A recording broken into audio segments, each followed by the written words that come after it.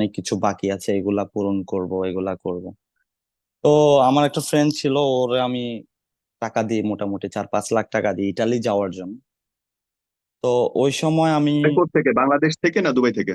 না, দুবাইতে এসে ওরা আমি 5 লাখ জি। টাকার মতো দিই। আমি ওই জি। ছেলেটার নাম বলতে চাই না, আমি চাই না তাকে আমি ছোট করতে। কাউকে ছোট করা আসলে ঠিক না, যে যা করুক যদি ও হ্যাপি থাকে ইটস ওকে। ও হ্যাপি তো হুম। ওকে, ফাইন, আমি একটু কষ্ট করলাম, কোনো প্রবলেম না।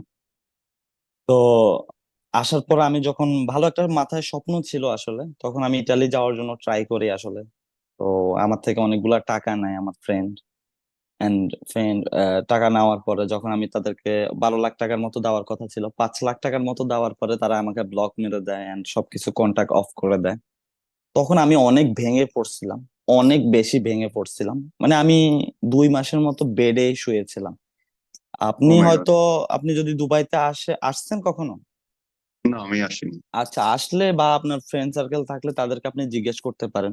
দুবাইতে থাকা কিন্তু, যদি আপনি কাজ না করেন, দুবাইতে অনেক থাকা খরচ। এত ইজি না, এত ইজি না।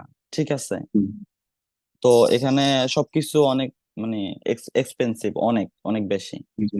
2টা মাস আমি বেডের মধ্যে শুয়েছিলাম। আমার বডির অবস্থা কিছুদিন আগেও দেখছেন হয়তো, খুবই বাজে অবস্থা ছিল, কারণ আমি অনেক হুম। টেনশনে পড়ে গেছিলাম, ডিপ্রেশনে পড়ে গেছিলাম। আমি খুব ভালো, মানে অনেক রিচ ফ্যামিলি থেকে বিলং করিনি, আমি একটা তো সাধারণ হুম। ফ্যামিলি থেকে বিলং করছি।